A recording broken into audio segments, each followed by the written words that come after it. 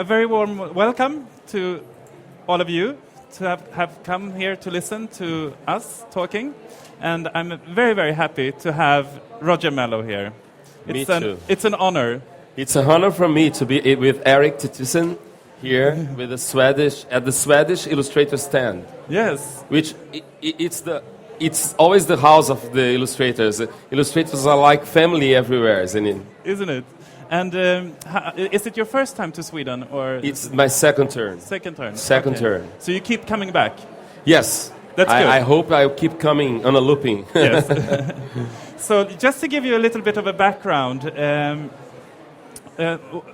I think there are two reasons why Roger Mello is here at the book fair, or maybe there are even more. We'll see. But one of the reasons is, of course, that Brazil is the theme of the book fair this year. And another reason, which I think is even more important, is that you are this year's winner of the HC Andersen medal, which is one of the absolutely most prestigious award in the world for illustration. And this award is given out by IBI, the International Board on Books for the Young, an organization which was founded after the Second World War by Jalla Lettman. And since 1956, the IBI organization have given out the HC Andersen medal every second year. It's a biannual award. It's an award for author and illustrator. And it's the Danish Queen Margrethe, who is the patron of this award in the name of HC Andersen. And maybe you know there are some Swedes who have received the award. There are two authors. Any guesses? Astrid Lindgren, very, very surprised. Congratulations. Thank you. You will win something. We don't know what. We'll see. Astrid Lindgren won the award in 1958, very, very early in her career. And the second author was Maria Gripe in 1974. So far, no Swedish illustrator has won the award, but Roger Mello has. And I had the fantastic honor to be on the jury for this year's award. And the jury was comprised by experts in children's literature coming from all parts of the world. And there were 30 nominated illustrators.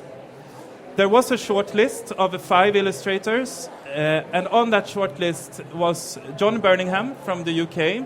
Wonderful. Øyvind Thorsæter från Norge. Eva Lindström från Sverige. François Place från Frankrike. Och naturligtvis Roger Mello. And when the award was announced, it was announced at the Bologna Book Fair, the world's largest book fair for children's literature. And when it was announced, I've never been at an announcement like this.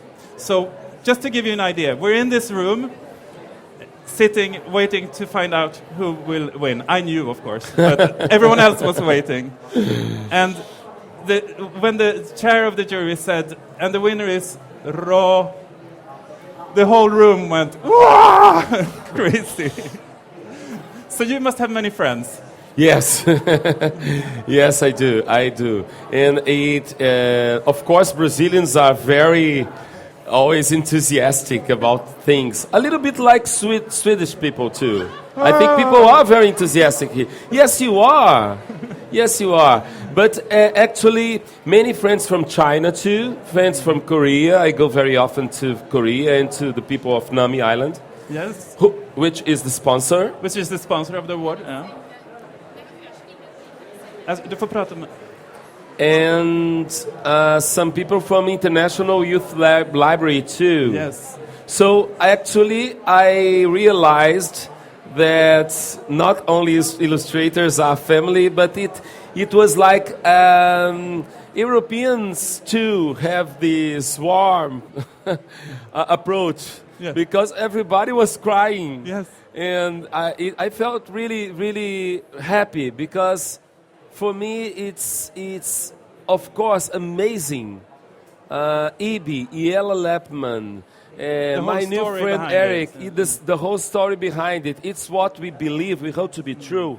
And of course, Hans Christian Andersen, who is a traveler, who was a person who spoke of his land, but yet turned into a global, a universal person. From a tiny, tiny country. Yes, never forgetting to talk about his surroundings. So it's impossible not to be really moved. I think that moment at the announcement was really proof of the idea of IBI, which is that books build bridges. When you see a room full of people coming from all places who love your books and who have read your books and exhibited your artwork, feel such joy. It really is a proof that books build bridges. And but let's talk a little bit about your background, because you were born in Brasilia. Brazilian. And Brasilia is a constructed city, designed planned city. Planned city. Yes. Yeah. Actually, this was a comic about Brasilia, and Brasilia's got all these highways, and it's a city that was planned by utopian thinkers, all of them artists, but actually artists that think through the trace, through the marker pen. Every time you see, for example, Niemeyer, he's passed away. Yes, but Oscar Niemeyer, when he was speaking, he was always doing it with his marker pen. And what happened in Brasilia was really like an utopic, crazy dream, really, because they built it in, 5 years. Caio can tell me, because he's been to Brazil. He lived in Brasilia too, Caio. And I heard it was designed like an airplane. Yes. With the central administration of the country in the cockpit. Yes. Is that true? Yes, Lúcio Costa, the designer of the urban plan, was a very important thinker from Brazil, visual thinker. And Niemeyer, both Niemeyer and Lúcio Costa, were pupils of Le Corbusier. Ah, okay. So what was thought there, the idea was to make a city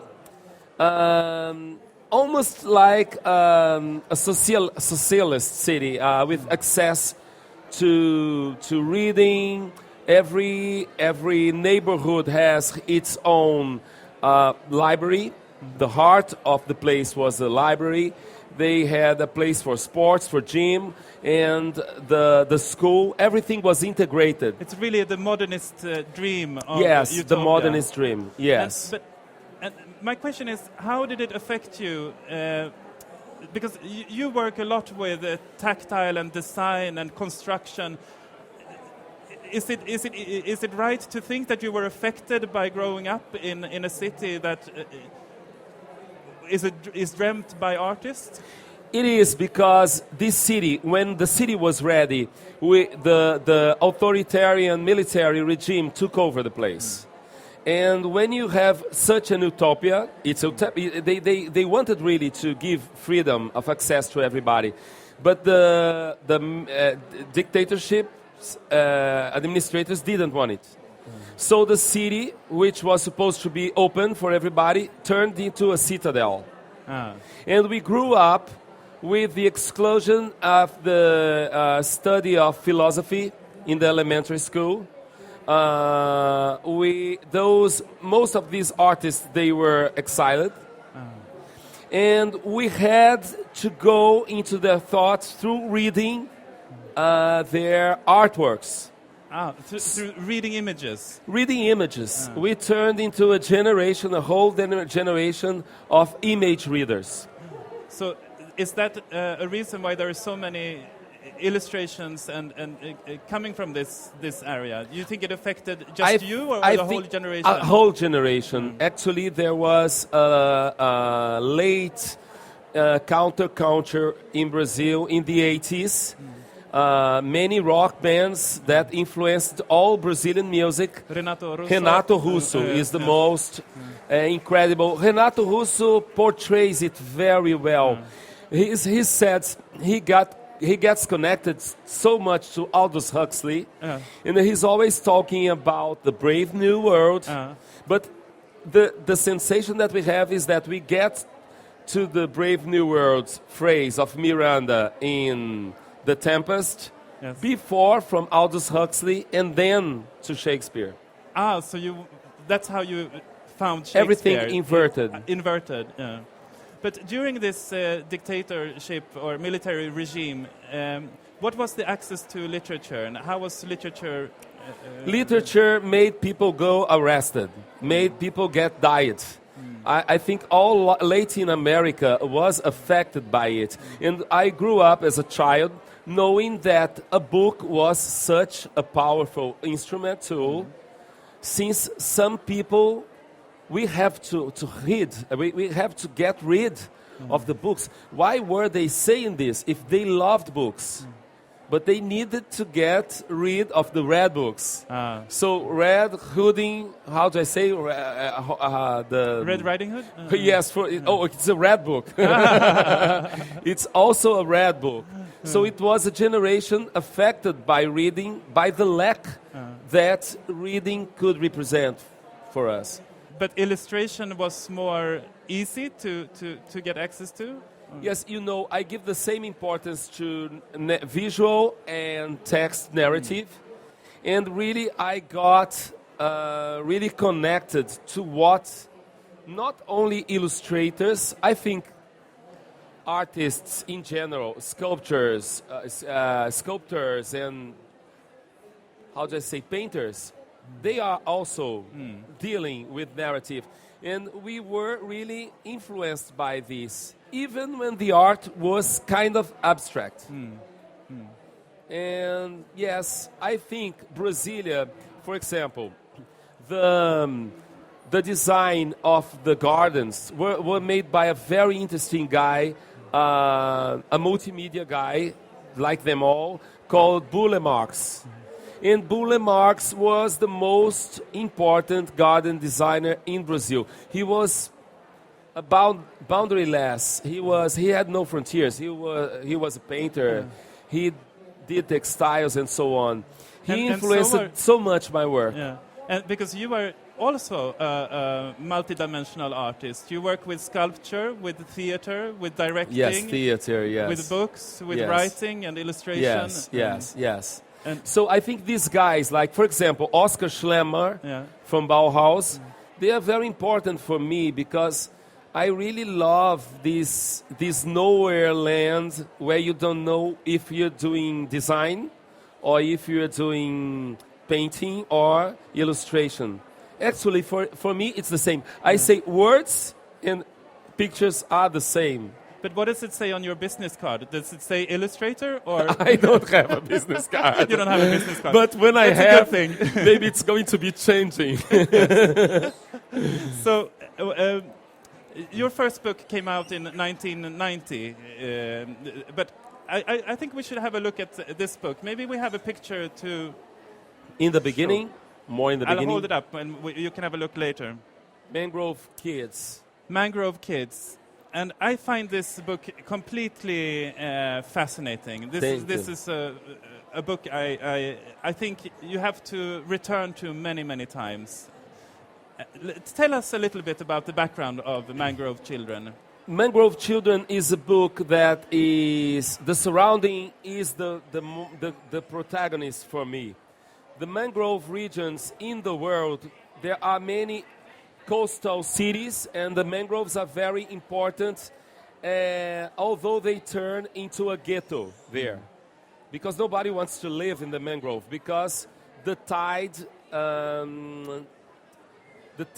dictates whether you're going to be on a boat or whether you're going to be over the mud or the land. So it's this fairy tale-like surrounding that brought the characters. There are two allegories, which is the laziness and the chance. And they come for the first time at the mangrove, and they became, one of them, the laziness, became a narrator because she loses a bet. And she begins to pay attention in day-to-day life in this place where children catch crabs for a living. Yeah. But people can say, okay, this is a book about children's labor. It is not. I was trying to make a fiction book about this surrounding. But there is a social pathos to your books. But I was trying really very hard. The story of this book, trying to escape from this social approach, because it could kill, of course, the book. But what is the danger of? What do you mean when you say kill a book? Because fiction cannot be, fiction cannot be led by anything but fiction itself. And many times I preferred to go to. I'm a person from the inner countries side in Brasilia, far away from the sea. But whenever I came to the sea, I preferred much more the mangrove than the beach itself. The mangrove was, when you walk in the mud is not still. It does like blah, blah. So everything is magical in this place. But people do live there and catch crabs for a living. And they don't want to be removed from that place. They are not poor people, a social problem. No, it's a solution. It's a solution. But the problem is that the city throws away garbage and all the waste of the city, and the mangrove roots, aerial roots, that are very functional for sea life. Sea life doesn't exist without the mangrove. It retains all this garbage, and people catch crab not anymore from the mangrove. They catch crab from the garbage. From the garbage. From the waste. And how this story about the garbage, does it translate into a book? Yes, the nice thing for me about illustration is that the silence of the illustration, which I got from those guys in Brasilia, the silence tells all those details without being judgmental. So the story can go on.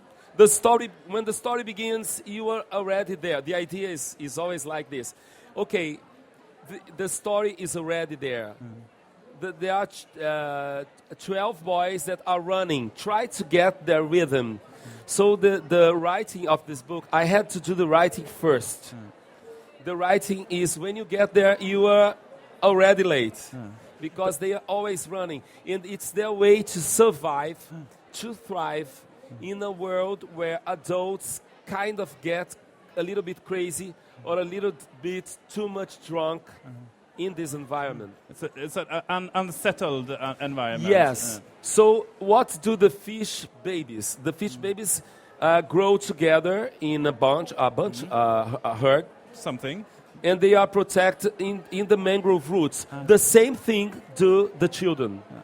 They get together so that they can be a body to face the world. And they do. Many of your books deal with this relationship between man and animal. Yes. I think animals, I'm very interested. I think one of the reasons that make me go inside the world of children books is that children are so connected to animals, like myself. And I think when somebody tries to understand the animal, not in an ecological way, but in a very fictional way. Intuitive, almost. Yes. When you try to understand, I don't know, the crab, you are trying to understand yourself, because the crab has everything that you have. He has arms, he has legs, he has eyes, but he is different. So when I try to go into it, it's a little bit like Yellow Lapman too. I understand the difference. And I think children do pay attention, really do. And as we start to stop illustrating in our day-by-day life, it's a word of letters, although we announce it's a word of images. So people stop drawing, and people stop getting connected with difference, with the animal, for example. So this is why animals are always in my books, like a character. Yeah, and we'll see more of that. But I wanted to say something about your technique Okay. here, because there are two very different styles of illustration in the same book. Yes, And you're right. we have these very colorful book pages where you actually used The waste. the waste. So Plastic bags. So you actually went out and tell us about that. Yes. How do you build an image? When when I'm dealing with a text, no matter if it's my own or somebody else's, I try to be captured by it as a design of the book. Not only the plain illustrations, but the design of the mummy. Dummy. Dummy. Dummy.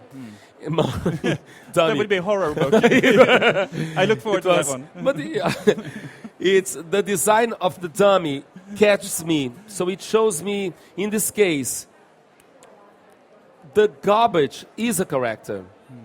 But I don't talk it in the words. So it should talk in the images. So I tried to begin to see if it was possible to glue plastic bags in paper. It did.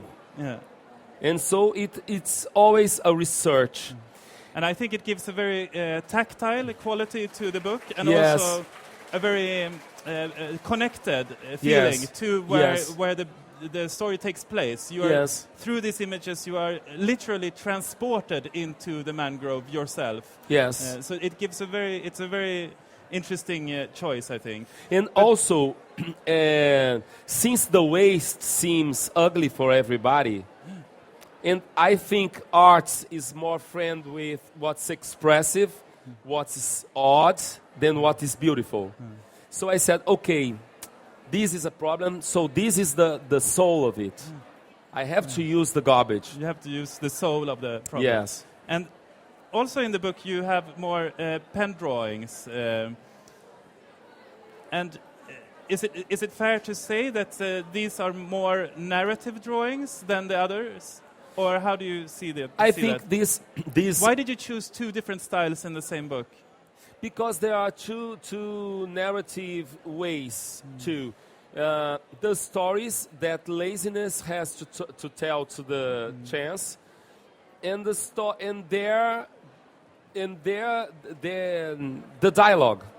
So it's two things: the dialogue between them both, the allegories, and the stories that she tells.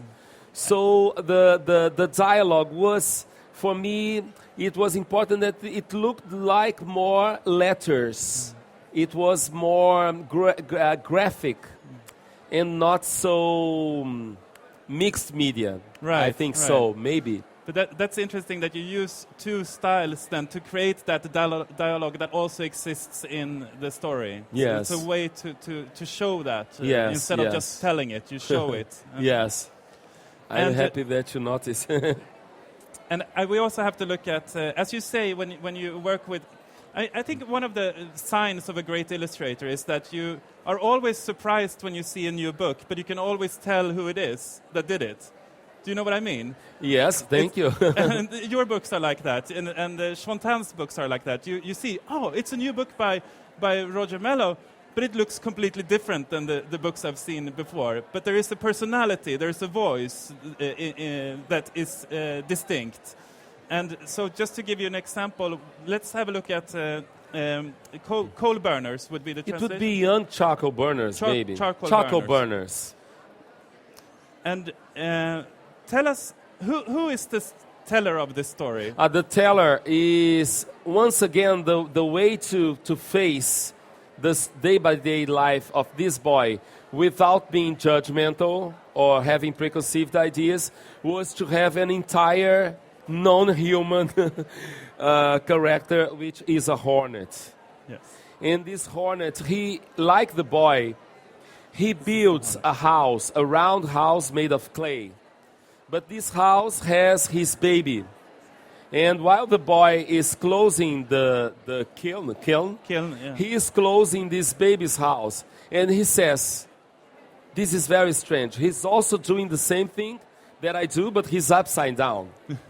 So this strange character could do it. Yes.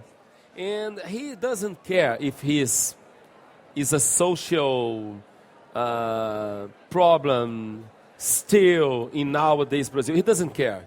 And I think that's such a great idea to have a small, tiny, insignificant animal Yes. who has no idea of what the humans are doing. He doesn't even care. He's only Yes. registering and observing. Yes. And did you try to write the story from the perspective of a human eyes? Did you try that first? I love characters. It's because I'm from the theater too. So I love actors, actresses, and I love characters. I do love. And both these three characters, Chance and Laziness, and the Hornet, they are not human. No. So when a character is not human, and this character is always teasing, okay, you humans are so funny, why don't you fly? I have wings, you don't, why don't you fly? He thinks he's better, of course, but he's not human. So he envies a lot human. Yeah. So he becomes really human, and through this trial to be human. And also, by having this character as a hornet, it also shows the absurdity of human life. Yes. It's very Yes. interesting. Yes. And what happens here? One of the boys, there are two boys, and one of the boys has a cigarette, and they don't know exactly what to do with it. The other guy tries to grab the cigarette, and it's really, really dry in this region of Brazil, which is like Brazilian savanna. And it's kind of common that a whole place is going to catch fire. And it does. And so, you literally see it catching fire. Yes. And this contrast between these neon bright colors with a subdued coloring, it's something I see in other books of yours, that when you think of Roger Mello, you think of a very colorful work, but really that's not so true, is it? It's not. It's really not. It's funny because color for me is a character too. The color has to appear as a character. In this book there is black, there is neon orange, and neon magenta. The neon red is mixed with the magenta and red. We were making trials. It came and go. With the editors were very happy, I'm yes. sure. The publishing house was really involved. Oh, they were? Oh, yes. Good. And yes, we don't do the book all alone. And we were trying to see, I do the dummy, and I did the dummy, and it's very close to the dummy is here. It's very close to the final book. Right. Oh, that's great. Yeah. Because I was cutting, and of course, the color is not there because I want to do a colored book. The color is there because color is something that connects you with the now. The only way to get connected with memory is to connect with now. So that when you have orange like this, the orange is saying something. For me, color doesn't mean anything. White is not peace. Red is not no anger. Literal meaning. No literal meaning. Yeah. Color is, again, the guys of the readings in the silence. Or when you see, for example, Rothko, or when you see Yves Klein, he's blue. You cannot print it. It's the moment. Yeah. So when it gets that red, okay, it's a moment. The boy is throwing clay on his house with his baby. They never met each other, and now he's going to bite him. Finally, they are the same. But the orange is really a color that black and bam. So it's something that you cannot explain. Right. It's black, black, orange. Or I love the Magenta. idea of color as a character. I think that's It's really also amazing. rhythm. And rhythm, of course. Yes. And one thing you said when we met in Mexico, you know, it's one of those things you have to say when you can. When we met in Mexico, Yes. you said that you write in your sketchbook and you draw in your notebook. Yes. What does that's it true. mean? That means that I make really no difference. That means that really the book, since the book has always been the house, the land of both narrative images and words, I cannot make any difference, really. I don't, when we are talking, I begin to think, okay, this is color. But you see, color is a character. But this is something that has to do with the text. But Right, you can't separate the two. Is that what yes, you... Yeah. so this is trying to say that what interests me in this mass is the mass itself, and not the classification. Right. You understand? Yes. That's great. What interests you is the actual dynamic. Yes. Between It's the two. what we cannot explain. What I can explain, okay, I can explain. Don't. Wow. What I cannot explain is art, for me, is movement. And you're always looking for, I mean, when some people, when they look at your books, they say, oh, they're beautiful, but they're not for children. And then, but you also say understanding is overrated. You don't have to understand. Yes, people are so obsessed with understanding. What does it mean? I think we really need to we are not going to survive unless we get a little crazy, like Seal says, like Seal sings. I do believe this. I think children have this freedom, and we try, at the same time, we try to take the madness out of them and out of ourselves. We are trying to take out his expression as a drawer. When children begin to write, stop drawing. Right. Not in your class time. Before they write, they draw everything. When they begin to start to write, okay, it's not anymore for the classroom. I know not every teacher does But this. I think it's very common. I think it also in many countries. It is. And I don't know why is that so. Because people are always saying that we have to react. It's an image world now. But we don't work, we don't express ourselves anymore by images. But it's interesting, as you, connected to that, when you ask someone to write something, they write something down. If you ask someone to draw something, they get very embarrassed. Why? Right? Yeah. Why? Because they are all really traumatized. Because when they are beginning to get the flow, they say, stop. It's not for you to do it here. And also, somebody keeps drawing when this somebody does something more representational. Draws like manga or draws like, how do I say, in a more academic way. Right. So this is the drawer of the classroom. Everybody else is not. And you were, of course, the drawer of your classroom, or? Yes, I was. I was. I always, illustration helped me. Because I was not a good football player. The only one now in Brazil. Soccer players in Brazil play as me. So maybe they should turn into illustrators.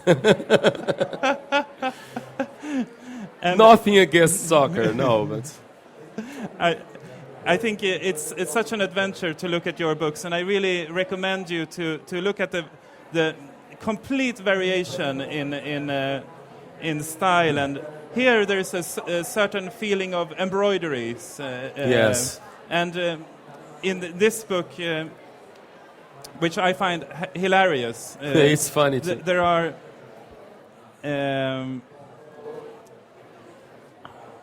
Let's see if we can find.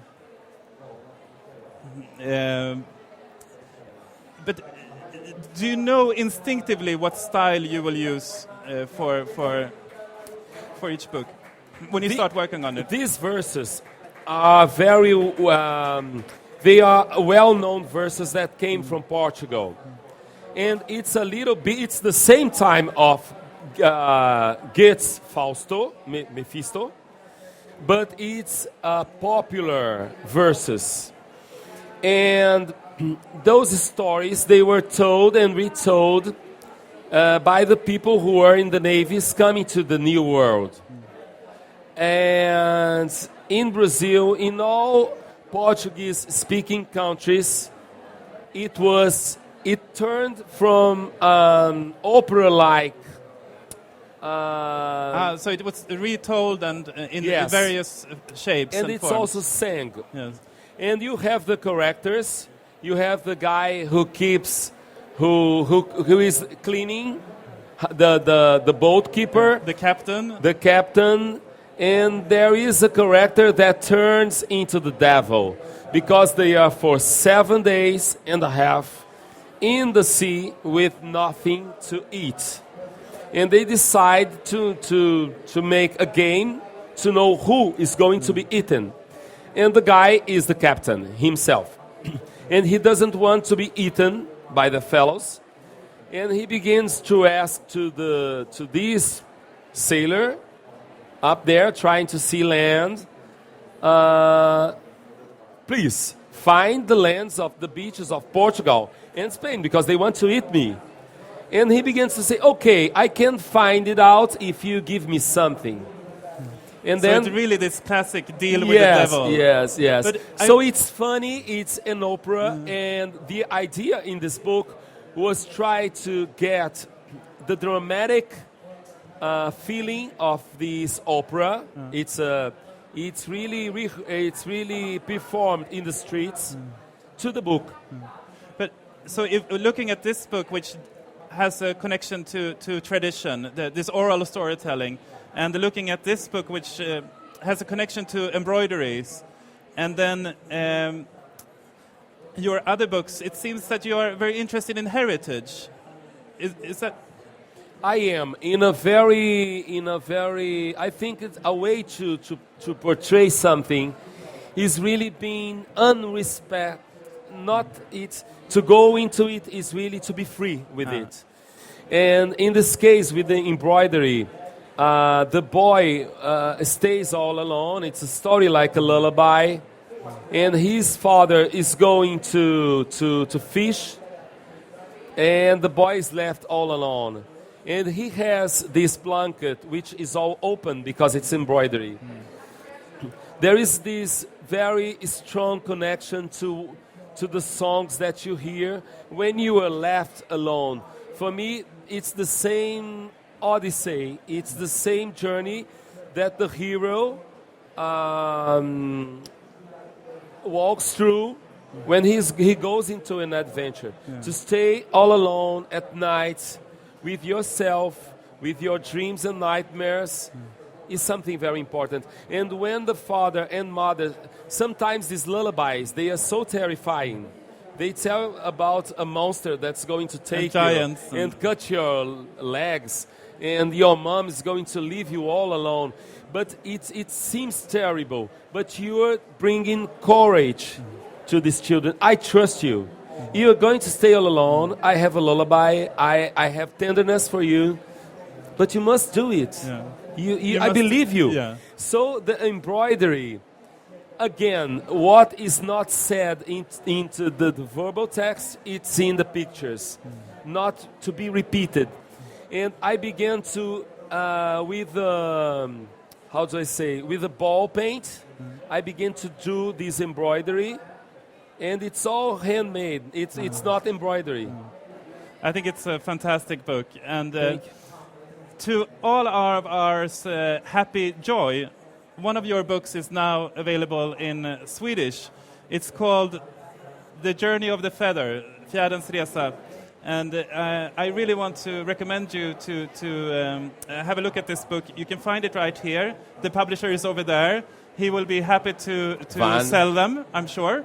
And you might be willing to sign them? Yes, of course. Yeah? Yes. So now is your chance to have a completely new Roger Mello book directly from the printers, signed by Roger Mello himself. And I also want to show you Opsis Barnkultur, which is the most brilliant magazine about children's culture in Sweden. And lo and behold, who is in it? But Roger Mello. So if you still have questions about Roger Mello's work after listening to this conversation, of course you can speak to Roger directly, but if you rather read in your bed tonight... It's a wonderful article. I got really so great happy. article. And so buy this magazine, buy a subscription, and become a member of IBI. That's my last thing. So thank you so much, Roger Mello, for coming. Eric. And it was so... I hope you will enjoy the rest of the book fair. And thank you so much. It was so challenging, all the questions. Wonderful. Thank you so much. Thank you. Thank you. Oh, tack. Tack. Beautiful.